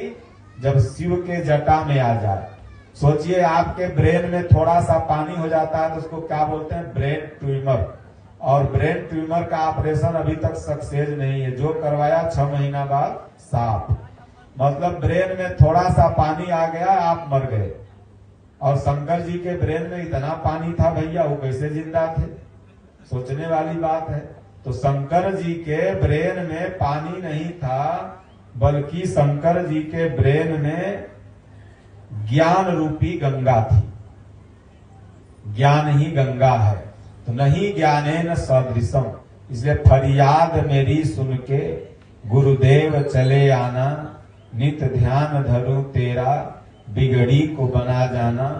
तो इसलिए आप गुरु महाराज को, भगवान को, ईश्वर को सुबह शाम 10 मिनट 20 मिनट बैठ के फरियाद करो, पुकारो। फरियाद मैंने याद करना। रोना गदगद गिरा नयन बह नीरा। तो यही वास्तविक आपका भजन है और यही वास्तविक कथा है। तो पाल जी ने बहुत बढ़िया काम किया कि बेटवा के अपना ये रिसेप्शन में गीता पाठ करवाया, प्रवचन करवाया। आप लोग भी इसी तरह से कोई भी घर में फंक्शन हो, जन्मदिन हो, बर्थडे हो, आप लोग गीता पाठ करें। अपने भी कर सकते हैं, ऐसा नहीं कोई टीम को बुलाना, या आप अपने बैठ जाइए। और रामायण पाठ वालों को भी नसीहत है कि आजकल रामायण पाठ वाले जो मंडलियां हैं ये थोड़ी दूषित हो गई हैं। दूषित क्या हो गई है? तो आप लोग भी घर घर रामायण पाठ करवाते होंगे, तब हमको लगता है 2 किलो सबाड़ी 2 दर्जन पान तो जरूर चबाए जाती हैं सो भर रात दिन। तो आधा थूक रामायणों पर पड़ता है, नहीं समझे? जब पढ़े लगी हैं। अब दिन में तो रही है झाझा, लेकिन रात में हो है वंदे भारत एक्सप्रेस पढ़े में। और पता लगा कि जजमान को ही लगेगा कि गुटके सुपारी खाए लोग आल हैं, रामायण पाठ करे काम। तो इसलिए रामायण पाठ वालों को भी चाहिए कि बढ़िया शुद्धता से, और जजमान कोई, चाहे विंध्याचल में आप लोग गए होंगे कभी न कभी, तो वहां जाके देखिए तो जितने पंडा हैं सब हतना मुंहे गुटका खैले रही। आधा थूक देवियों जी पर पड़ता है, जो अंदरों में रहते हैं वो भी खैले रहते हैं। इसीलिए तो सुप्रीम कोर्ट का जज जाता है और वो डिसीजन कर देता है कि हिंदू धर्म नहीं बल्कि जीविका का एक संसाधन है, क्योंकि वो भी जाके यही वहां वॉच एंड रीडिंग किया कि ये दुकानें, ये पंडा और इन सब का मेन जो मोनोपोली है, इससे आय उत्पन्न करना और इससे अपने परिवार को जीविकोपार्जन करना। और जो कि रियल में अगर गुरु शिष्य परंपरा जो हमारा है वो जीने की कला नहीं बल्कि वो जीने की कला के साथ साथ आपको ईश्वर तक पहुंचने का सबसे बड़ा उपदेश कर केंद्र बिंदु तक पहुंचाने का मार्ग प्रशस्त करती है। तो ये गुरु शिष्य प्रणाली है, ये जीविका हिंदू धर्म जीने का साधन नहीं बल्कि ये आत्म तत्व प्राप्त करने का एक क्रिया है। लेकिन जो कुछ धर्मजीवी लोग हैं वो लोग इस तरह से ऐसा महिमा मंडल करते हैं, अपने चरित्र से ऐसा पेश आते हैं कि लोगों को लगने लगता है कि बस इतने के लिए ही ये लोग हैं। इसलिए हम सभी लोगों को ऐसा आचरण प्रस्तुत करना चाहिए जिससे कि लोग ये कहें कि नहीं भाई, अरे बाप, जब इनका शिष्य इतना बढ़िया है तो इनका गुरु कितना बढ़िया होगा। हनुमान जी ने ही ऐसा चरित्र लंका में पेश किया। लंका के लोग ये कहने लगे, जब अंगद जी गए दोबारा तो सब कहने लगता वही बनरवा फिर आ गया थे। ना वो नहीं आया है, दूसर है। बाप रे, वो आ जाता तब तो अगला बार जलाइए गया था, इस बार खाइए के चल जाता। और जब इतना बलवान एक बानर उनका है तो उनके पास तो करोड़ों बानर है, इसलिए दोबारा भी भगवान चाहते तो हनुमान जी को भेज सकते थे संधि प्रस्ताव के लिए। लेकिन अगर हनुमान जी को भेजते तो युद्ध नीति राम की कमजोर हो जाती, जैसे भी मोदी जी की कमजोर हो गई, तो युद्ध नीति राम जी की कमजोर हो जाती कि भाई लगता है इनके सिनेमा में एक को बलवान है, उसी को बार बार भेजते हैं। बदल के भेजेंगे तब लगेगा कि भाई इनके पास तो सब एक से एक वीर बैठल हैं, एक से एक ब्रह्मोस मिसाइल है, तो इसलिए अंगद को भेजते हैं। तो भगवान राम की जो युद्ध नीति थी कि भाई सठे साठ्यम समाचरे, अंग्रेजी में उसी को कहते हैं टीट फॉर टैट, जैसे को तैसा। तो सठ के साथ सठ का व्यवहार करना ही उच्चतम है। और हनुमान जी भी कहते हैं कि जो मोहि मारा सो मोहि मारे, हमको मारा तो हमने मार दिया। तो इसलिए अगर ये संसार में रहना है आपको तो भाई थोड़ा सा फुफकार तो देना पड़ेगा, नहीं तो नहीं बचोगे। क्योंकि दुनिया आग उगल रही है। एक सांप था, जिसको देखे उसी को काट ले। एक महात्मा उस रास्ते से जा रहे थे तो उनको भी दौड़ा काटने के लिए। तो जब महात्मा जी पहुंचे, बोले क्यों काट रहे हो हमको? समझाए, कुछ उपदेश दिए, तो फिर कहा अच्छा महाराज आज से कोई के न काटब जा। तो काटना छोड़ दिया। उसी अपना खड़हर में वो पेड़ का खंडहर था, उसी में बैठा रहे। तो लड़कनों जाए तो ढेला उठा के मारे होके, कोई जाए तो मार दे। अब बेचारा वो एक दिन में पूरा जगह जगह उसको खूने खून। अब उधर से महात्मा लौट के आ रहे थे तो कराहने की आवाज आ रही थी, दर्द के मारा बेचारा कराह रहा था। महात्मा जी कहे अरे ये बता तुम ऐसा कैसे हो गया? बोले महाराज आप ही तो कहे थे कि मत काटना किसी को, तो हम काटना बंद कर दिए। तो देखा यह दशा है, कुल ढेले ढेला मरले हैं सब फेंक करके। तो महात्मा कहे धस ससुरा तो के काटेला ना मना किए थे, फुफकारने के लिए थोड़ी मना किए थे। कोई आवे तो मारन कर तो भाग जाएगा अपने दूर। काटना मत, केवल फुफकार देना। तो भारत का जो स्वभाव है वो युद्ध करने का नहीं है। लेकिन अगर कोई बार बार धर्म पूछ करके, जाति पूछ करके अगर मारता है तो उसके लिए तो भाई वैसा ही बर्ताव करना है। और जब आपने किया तो फिर रोका क्यों? भाई अमेरिका तो इस देश को नहीं चला रहा है। हम लोग कोई राजनीतिक पार्टी नहीं है, न किसी के पक्षधर है।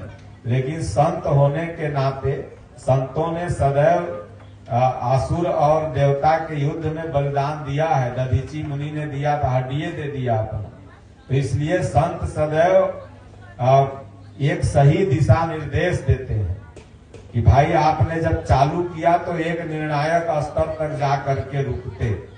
तो इसलिए खूब आप लोगों को नाम जपना है। एक कहानी सुना के आपको बस कथा समापन कर देंगे। जैसे ये सत्यनारायण व्रत की कथा लोग आजकल सुनते हैं, तो अशिला कथा ये गीता पाठ है।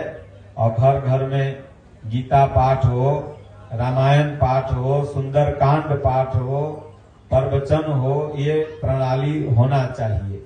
तो एक जगह क्या था कि एक यादव जी थे, तो यादव जी से एक गाय मर गई, खूंटा पर बांधे हुए थे।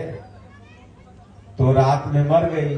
जब गैया मर गई तो पंडित जी के पास गए। हम जिधर रहते हैं बिहार में, पटना में आश्रम है जो गुरु महाराज का, तो यादव लोग का पूरा एरिया है। तो रोजे दूठे एक ठे गाय मरते रहती है खूंटा पे बांध। यादव है तो मरवे करेंगी, गाय तो रहती है 10-20 सबके पास। तो रोज सवेरे हर 10 दिन पर कोनो को महाराज गाय मर गई खूंटा पे बांधल, तो क्या करें। अब संजोग से वो मेरे पास आ जाते हैं, और अगर कहीं कोनो पंडितन के पास पहुंच गए तब तक 40,000 की तो गाय मरी। अब 40,000 और लगे गौहत्या कर पाप दूर करावे में। बेचारा सूद लेके तो 40,000 का गाय खरीदा था कोई बाबू साहेब से। अब 40,000 अब गौहत्या लाग गई, 5 गाँव भीख मांगा, तो यह करावा तो वह करावा। तो हम कहते हैं देख तुमने मारा नहीं ना। बोले ना मारे तो नहीं। तो बस हो गया, तब कौन गौहत्या लगा। जाके गोबर ओबर से लीप दो, अगरबत्ती जला दो, और 2-4 ठे अपन अगल बगल कोई गरीब वरीब है तो खिया दो। भाई मन के संतोष के लिए सब होता है, जाके कर दो, हो गया काम खत्म। अब उसी तरह उसका भी एक गाय मर गई। अब गया है वो पंडित जी के पास। पंडित जी कहे सर्वा आज तक एक पाव दूध नहीं दिया, कई बार गाय बियाई है इसकी। और जब गए हैं तो पैसा लिया है, वो आधा दूध आधा पानी, आजे तो मिले न रगड़ दो इनको। पंडित जी कहें देख तुमको तो लग गया गौ हत्या, और वो आज मंगल दिन था, तुमने मंगल को बांधा था, और आज बुध है, बहुत बड़ा गौ हत्या लग गया। बोले तब कैसे ठीक होगा पंडित जी, कोई उपाय। बोले उपाय है, जाओ गंगा जमुना सरस्वती जहां मिली है वही नहाए में। कितना करोड़ मर गए ना, लाखन। तो क्या नाम है, वहीं से जाओ स्नान करके जल ले आना, और वह जल ले आकर के थोड़ा गोबर मिला के वही लिपना घर के अंगना में। हम आएंगे, सत्यनारायण व्रत के कथा कह देंगे और सब ठीक हो जाएगा। तो कहे ठीक है, जा रहे हैं। अब ट्रेन पकड़ा, गया, अपना नहा वहा करके आया, जल वल लेकर के।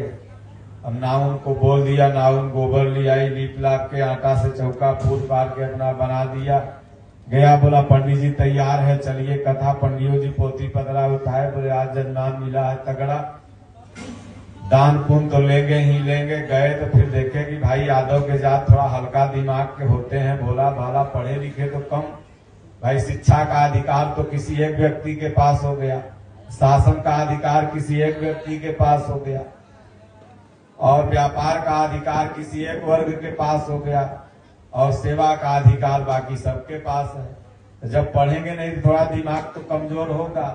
बोले इसको कुछ समझा दे पहले ही, नहीं तो कथा में कहीं अगर कुछ बोले लगेगा उल्टा पुल्टा, कैसे झटर झटर बहुत बोलता है, तो हमरो बेइज्जती हुई। 4 जजमान हैं और एक समझाई पाई मुश्किल नहीं बा। तो बोले देख हम जैसन कह वैसा नहीं करना, वह कहना, और तीसर चौथा कुछ भी बोलोगे तो आधे पर हम कथा छोड़ के चल जाएंगे। अरे कहीं नहीं पंडित जी, अब इतना खर्चा कैली, 1000 लागल, वहां जाए में संगम, वहां गईली तो वहां 4 ठे पंडित मंत्र पढ़ के लेना दक्षिणा, वहां से चल लेके अली, हम नाउन लिपे के ले ले, पूजा पाठ में कथा आधे छोड़ देवे तो गौहत्यो हमन ठीक होई। कई जन्म हमें नरक में जाए पड़ी। ये नरक स्वर्ग का इतना भय लोग दिखा दिए हैं कि जितना सर्वा जेल का भय नहीं। और हवाई जहाज से घूम लो, कहीं नरक स्वर्ग दिखता नहीं है। कहीं नरक स्वर्ग तो धरती है प्रवास सब। अरे नरक माने जिनके अंदर नकारात्मक ऊर्जा भरी हुई नरक में है। और स्वर्ग, स्वर्ग माने जो स्वर में संचार करने की क्षमता आ गई, श्वास गई तो ओम, आई तो ओम, स्वर में विचरण करने की क्षमता आ गई, वह स्वर्ग में है, वो शांति में है। अब बाकी 10 करोड़ है नकारात्मक ऊर्जा भरी है, 10,000 करोड़ का है ना आपके पास हो नकारात्मक ऊर्जा भरी है, आप नरकई में हो, बढ़िया बढ़िया हीरो हीरोइन देख रहे हो, रात दिन शांति की खोज में भटक रहे हैं। अब सोचिए राजा परीक्षित भटक रहे थे शांति की खोज में, नकारात्मक ऊर्जा भरी थी। और जो ऋषि मुनि मरई में बैठल है, नाम जप कर रहे हैं, लगता है मस्त है, मगन है, लगता है इनके पास एको बैंक बैलेंस है, तब भी हमसे ज्यादा खुशी है। तो इसलिए यही नरक स्वर्ग है। लेकिन ये लोग नरक स्वर्ग का इतना भय दिखाए कि भाई यह होगा, वह होगा, ऐसे होगा, वैसे होगा, आदमी परेशान है। स्वर्ग जाना सब चाहता है, लेकिन अभी हम कोनो माई के कह दें कि आज मर जो स्वर्गे चल जेबे तो 10 गाड़ी देत हमें यहाँ से जाई, निर्वंशा सधुआ आल बटे हमें स्वर्ग भेजे।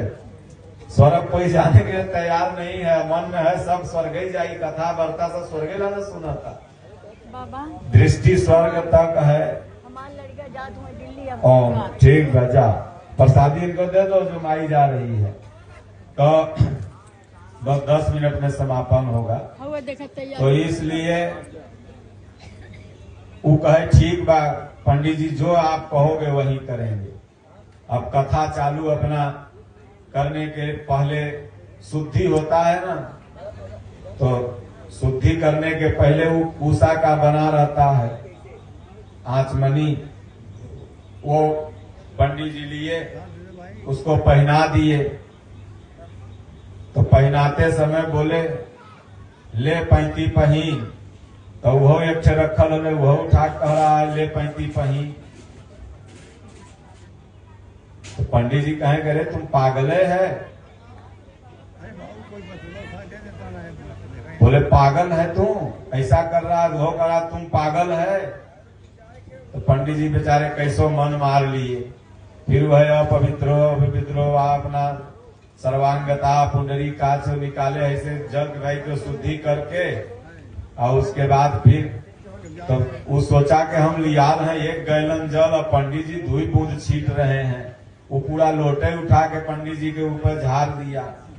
वो सोचा कि भाई जैसे कथा होना है वैसे हो रही है, पंडित जी कहबे किए हैं कि जो हम कहेंगे वही तुम करना, जो हम करेंगे वही तुम करना।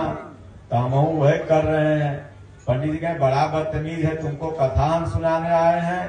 तो वो कहे तुम बड़ा बदतमीज है, तुमको हम कथा सुनाने आए हैं। अब दोनों आदमी में हो गया बांसी बसाई, जौन कहे वो बोले उधर से। औरतिया हाथ जोड़ के बैठल है कि कथा चालू बा, गांव में चालू बा कथा। अब पंडित जी के गुस्सा आ गया, बस सोचे कि एक थप्पड़ मार देंगे तो चुप हो जाएगा। एक थप्पड़ मार दिया, वो हीरे के जात जिंदगी भर भैंस चले पहलवानी कहले, वो एक थप्पड़ मारा बाएं तरफ, पंडित जी के पैरालिसिस मार दिया, सुन्न हो गए। 3 मिनट तक कुछ उनको दिखाई नहीं दिया। कैसे उठे तो सोचे कि पटक के मारेंगे, वो खेले थे साड़ी फाड़ी देखे कि पटकेंगे, हो गया दोनों में पटकी पटका। अब यादव जी की पत्नी सोच रही भाई कथा में तो सब हो रहा है, शंख एको बार नहीं बज रही है, 1 आधा घंटा हो गया। फलना यहाँ हम कथा में गए थे तो शंख बाजा था, हमरे यहाँ शंख नहीं बाज रहा है। और तब तक धोबिया पछाड़ जब पटका पंडित जी के ना, तो थोड़ा गैस मरता निकला, भर देखे अब शंख बज गई। वो गैस छूटा पंडित जी के, जब पटका तेजी से वो गैस निकला के अब शंख बजी है। बस हाथ जोड़ के जहां शंख बजे है, बस शंख बजे के नाम से लोग कथा ही समझते हैं, और में नहीं समझ पाते हैं कि केला के चौकी सत्यनारायण भगवान है, कि केलवा के पत्तवा है, कि गोबर है, कि इसके अंदर जो दूधवा रखा है। जहां भी सत्यनारायण भगवान की कथा होती है, आप सच में बताओ उसमें क्या सत्यनारायण भगवान का प्रतिबिंब है? आप किसको सत्यनारायण उसमें मानते हैं? या वो जो किताबिया है 150 श्लोक वाली उसको, और उसमें सब झूठे लिखल है। भाई लकड़हारी और लकड़हारा था, नहीं सत्यनारायण व्रत की कथा सुना तो गरीब था, सुना तो अमीर हो गया। तब भाई अमीर होने का अगर एक ही तरीका है सत्यनारायण व्रत की कथा सुनना, तो हम कहेंगे कि सबसे पहले भारत के वित्त मंत्रालय में सुनाई जाए, क्या भारत का जीडीपी अमेरिका से उन्नत हो जाए। और दूसरा है टेंट बाजा वाले सभी कुल का करे लगावत हैं, व्रत कथा सुने अपन अमीर हो जाए एक के बाद। ई पाल का करे दुकान खोल के बेचरा दोपहरिया मरता लड्डू 1 किलो 2 किलो बेचता, कथा सुने अमीर हो जाए। भाई लकड़ी लकड़हारा ने सुना अमीर हो गया। जो कि भगवान कहते हैं कर्मणावाधिकार अस्ते माँ फल, गीता कर्म मार्ग सिखाती है। रामायण कहती है कर्म प्रधान विश्व कर राखा, जो जस करे तास फल चाका। सभी शास्त्र कर्म मार्ग सिखाते हैं, यही कहने नहीं व्रत कथा सुन ले तो अमीर हो जाए। तो फिर क्या नाम था, एक था बनिया बनियाइन, तो कथा नहीं सुना था, नाव डूब गई। मैं नहीं बता रहा, उसी में लिखल है। और नाव डूब गई तो पूरा परिवार सहित नदी में मर गया। फिर इतना पूर्णिमा सुना तो नाव उतिरा गई। अब भला बताओ, ऑक्सीजन टैंक लेके ससुरा डूबल था कि पनडुब्बी से डूबल था नाव में। ऑक्सीजन के अभाव में 2 मिनट में प्रत्येक व्यक्ति की मौत हो जाती है।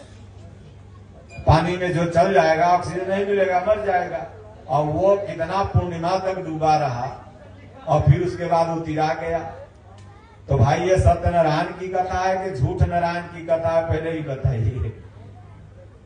उसके बाद एगो था विदेश से सोना चांदी लेके आ रहा था, पंडित जी पूछे का है, तो कहे के घास फूस है, डर के मारा घास फूस है। तो पंडित जी कहे जो घास फूस हो जाएगा, तो घास फूस हो गया, लिखा है ना उसमें खरपतवार हो गया। तो उसके बाद फिर कथा सुना तो फिर वो सोना हो गया। तब तो बढ़िया, दुबई से सोना लिया हो, एयरपोर्ट को बोल दो घास फूस है। उसके बाद बाहर आओ, कथा सुन लो 4 बार, हो गया फिर वो सोना। तो इसलिए वो बिस्कुट भर के इसके जेबा में और काने में लिया के क्या जरूरत है। तो ऐसी ऐसी चीज उसमें लिखी हुई है जो आज का हर युवा पढ़ा लिखा हो गया।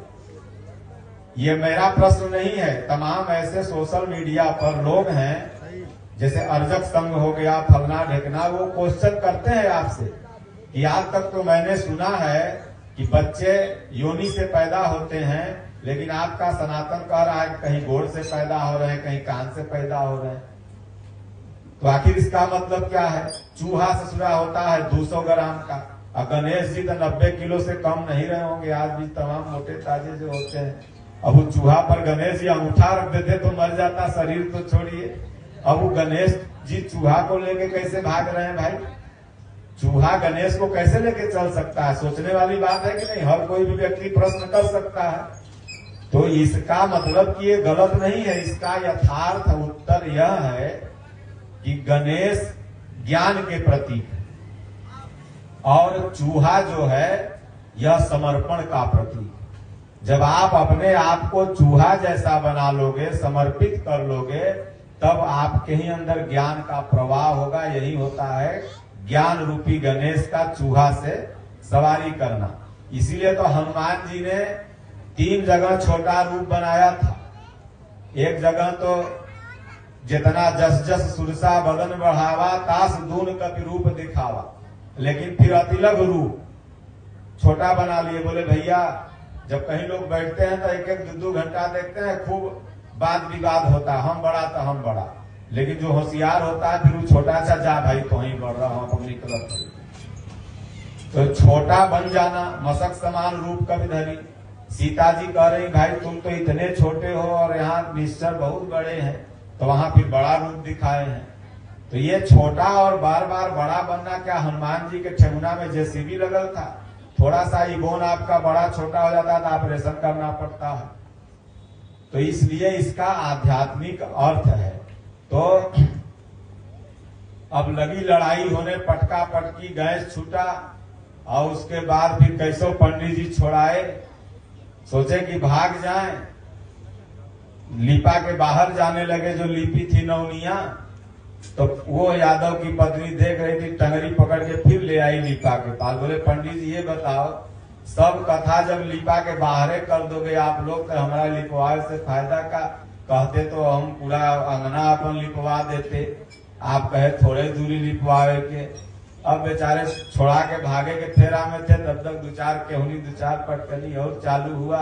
हाथ जोड़ के खड़ी है, कैसो कैसो जान छोड़ाए भागे, कहीं अंधे को अंधा मिला, दोनों कूप परंत।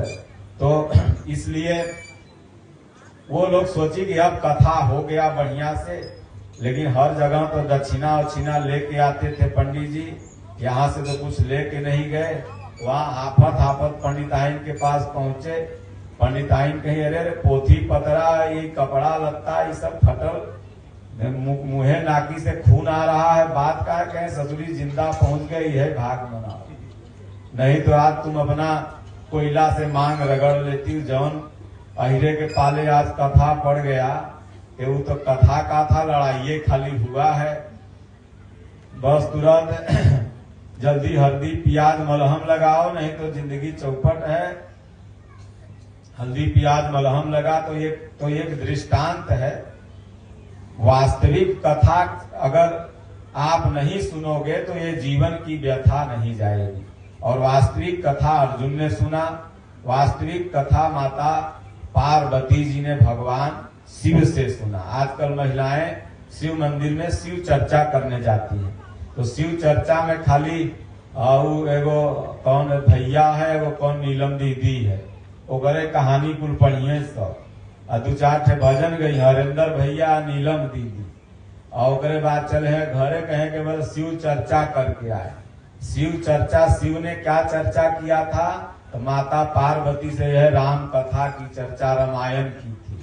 तो यह 5 दोहा रामायण अगर पढ़ लो तो असिला शिव चर्चा तुम शिव मंदिर में जाके कर लिया। तो जाओ वहाँ चर्चा करो, तो कहानी भजन गीत से नहीं, बल्कि वहाँ 5 दोहा रामायण पढ़ो, और तब वास्तविक शिव चर्चा है। और यह अमर कथा है। आजकल अमर कथा पर संदेह लोगों का बना गया, अमर कथा है क्या? तो यह अमर कथा है, रामचरित मानस, रामायण, गीता, यही अमर कथा है। इसलिए मानस में बाबा ने लिखा कि रच महेश निज मानस राखा, पाय सुसमय शिवासन भाखा। तो वास्तविक शिव चर्चा रामायण है। तो ये अगर कथा सुनोगे तो व्यथा मिट जाएगी, और नहीं तो हरी वाली कथा सुनोगे तो जन्म जन्मांतर तक काल से पटका पटकी होता ही रहेगा। जन्म जन्मांतर तक दुख भोगना ही पड़ेगा। हाँ, थोड़ा बहुत पुण्य पुरुषार्थ बढ़ेगा, लेकिन उस पुण्य पुरुषार्थ से यह नहीं होगा कि आप भव सागर तक जाओ। इसलिए बोलो गुरुदेव भगवान की जय। ज्यादा सुना देंगे तो रिएक्शन कर जाएगा। और गीता पढ़िए लोग, राम राम ओम ओम खूब जपिए। और स्वामी जी के बैठ के ध्यान धरना है। आंख में ध्यान धरो। सतीशगढ़ गए थे, ऐसे महाराज बैठे थे, ऐसे उठे थे, तो कल्याण हो जाएगा। बोलो गुरुदेव भगवान की जय।